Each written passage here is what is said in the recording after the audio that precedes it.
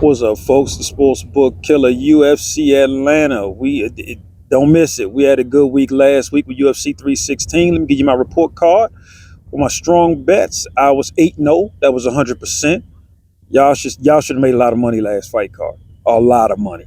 And on my strong prop bets, I got one wrong. I was 5-1. So that put us at 83%. So if y'all follow those, y'all sitting on top of some serious cash. And congrats to you. Now, UFC Atlanta, we're going to start with the main event, the men's welterweight division. Kamaru Usman versus Joaquin Buckley. Kamaru Usman boxes orthodox or southpaw, doesn't matter to him.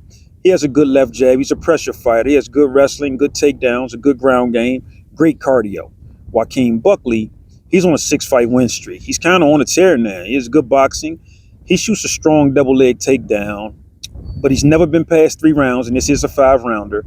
He boxes mostly out of the southpaw stance. He does have KO power, and he throws some hard kicks. This fight right here, I got to go with my guy, Usman. Usman is the underdog. He's plus 215.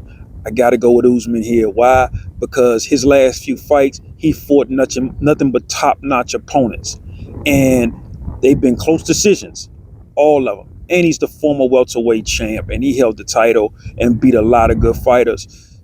Joaquin Buckley is improving against the best of the best. Kamaru Usman is proving against the best of the best. So I'm going to take my chances with Usman, and I'm also going to take the over 1.5 round prop, the over 2.5 round prop, and I'm going to sprinkle a little something on that over 3.5 round prop. And I'm also going to take Usman plus 5.5. So I'll take him to pull off the upset, but I'm also going to take the plus 5.5 spread. Next fight. We got the women's flyweight division. We got Thug Rose Namajunas versus Miranda Maverick. Rose Namajunas, she boxes mostly out of the orthodox stance. She's a strong left jab, great boxing. She has a good ground game, good takedown defense, great cardio. She beat what's my girl name? Joanna Jacek and Weili Zhang. She beat her. She beat both of them twice. And she's a karate and taekwondo black belt. Miranda Maverick, she's a Brazilian Jiu-Jitsu black belt, boxes out of the southpaw stance. She has okay boxing, okay wrestling, okay ground game, okay cardio. She has a strong chin, but she got totally dominated by Jasmine Jasudavicius. I think Miranda Maverick is that fighter that's good, but doesn't do anything great. She's good, but a little distance from great. Rose Namajunas has been on that level. She's beat top-notch fighters. I got to go with Thug Rose. She's at minus 265 right now. I'll take Thug Rose to win, and I also take the over 1.5 round prop and the over 2.5 round prop. Next fight, we got the men's middleweight division. Edmen Shahbazyan versus Andre Petroski. Edmen Shahbazyan boxes out of the orthodox stance. He has good boxing, too. He's a hard puncher with hard kicks. He has poor cardio, though, and a weak ground game. Andre Petroski, he's a Brazilian Jiu-Jitsu brown belt, has KO power in both hands, has good wrestling. He doesn't jab enough for me, though. He just fires his power shots, and I ain't too crazy about that. But he does have a good ground game. He can wrestle. And he's currently on a 3-fight win streak. Right now, Andre Petroski is at plus 150, so he's the underdog. I'm going to take Andre Petroski plus 3.5 spread. I am. Shahbazyan has poor cardio. If Shahbazyan lands that right hand, he could put Petroski to sleep. But when Shahbazyan runs out of gas, you get so upset betting on him because when he's done, he's done. So I got to go with Andre Petroski plus 3.5 spread. And I'm going to sprinkle a little something on that under 2.5 round prop just in case we get a KO or a submission. More than likely a KO, though. Next fight. We had the men's bantamweight division. Cody Garbrandt versus Barcelos. Cody Garbrandt boxes out of orthodox stance. He has some serious punching power. He has fast hands, good boxing, good takedown defense, and good cardio. Barcelos, he's a Brazilian Jiu-Jitsu black belt. He has great takedowns, a great ground game, good cardio, boxes out of the orthodox stance. He's a hard puncher, throws some hard calf kicks. He's the one that crushed everybody's dreams and beat Peyton Talbot when Peyton Talbot was at minus 1,200 favorite. Yeah, that's Barcelos. He's a dangerous fight for Cody Garbrandt, but on the same note, Cody Garbrandt is a dangerous fight for him. So Barcelos, I think, can win this fight. If he initiates the grappling, he may get a submission. So I'm going to go money line Barcelos. But I'm also going to go +3.5 spread Cody Garbrandt. And the reason I'm doing it is because Cody Garbrandt, if he lands right, and he has some very fast hands, if he lands right, he could put Barcelos to sleep. He could. And also, this has the makings of a close fight. It could be a very close fight. So if it does, I can hit on both tickets. So one ticket I'll have Honey Barcelos money line. Other ticket I'll have Cody Garbrandt +3.5 spread. And on a third ticket, I'll have the fight start second round prop. Next fight. We got the men's middleweight division. Mansur Abdul-Malik versus Cody Brundage. Abdul-Malik has serious KO power. He has good boxing. He's a stance switcher. He switches stances really well. Has good wrestling. Has a good ground game. Trains over at Extreme Couture. Cody Brundage, he's a hard puncher. Has good wrestling. He's a Brazilian Jiu-Jitsu purple belt. He has a powerful right hand, but poor cardio. This fight, I got to go with and he'll be one of my strong picks for sure, Mansur Abdul-Malik. The guy can fight. He can fight. He can wrestle too. He checks all boxes. The guy's good, and he got good cardio. So Abdul-Malik will be my pick for this one. And I'll also take the under 2.5 round prop in this one, just in case we do get a KO. Next fight. We got the men's light heavyweight division. Alonzo Menifield versus Oumar Sy. Alonzo Menifield boxes out of the orthodox stance. He has power in both hands, hard leg kicks. And his power, it extends all the way to late in the fight. He can still land and hurt you late in fights. He can still land and knock you out late in fights. He doesn't have the best cardio, but he still can throw them hands hard late in fights. He was KO'd twice. He got knocked out by Carlos Ulberg, and he got knocked out. Yeah, he got knocked out. Let me see. Carlos Ulberg knocked him out, and then Usman Mirzakhanov knocked him out as well. And like I said, his cardio is trash. Oumar Sy, he's a pressure fighter, has great takedowns, a great ground game. He's a hard puncher, and he has relentless grappling. I got to go with Oumar Sy in this one right now. Oumar Sy is like -700. So I'll take Oumar Sy -3.5 spread. He'll be one of my strong picks this week. And I go Oumar Sy -3.5 spread, and I'll take the under 2.5 round prop on this one. Next fight, we got the men's light heavyweight division. Paul Craig versus Rodolfo Bellato. Paul Craig boxes out of the orthodox stance. He has weak boxing, but he does throw hard head and body kicks. He's a Brazilian Jiu-Jitsu black belt, 5-time Scottish BJJ champ. He has weak takedowns, but he does have great submissions. He has poor cardio, though. He's lost 5 of his last 6 fights. Rodolfo Bellato is a Brazilian Jiu-Jitsu black belt, boxes out of the orthodox stance, has a good left jab, strong chin, hard calf kicks, and he's a hard puncher. I feel very uncomfortable betting on Bellato because he's -375, and he's always usually losing his fights before he wins them. But I'm going to take a chance on him against Paul Craig. I'm going to go with Rodolfo Bellato to win. And just in case one of these guys knocks out or submits the other, I'll be taking the under 2.5 round prop on this one.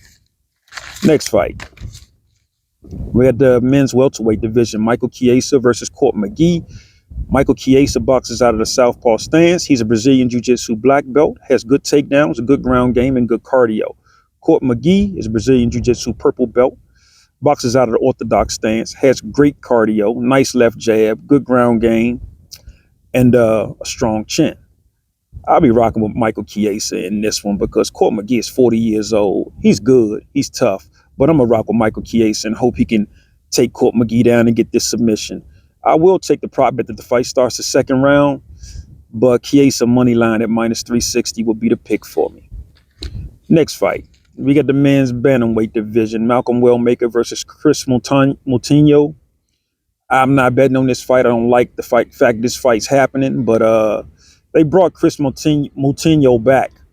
He's on a 5-fight win streak in a lower tiered organization. He's the guy that Sean O'Malley beat the daylights out of. I mean, just so many headshots.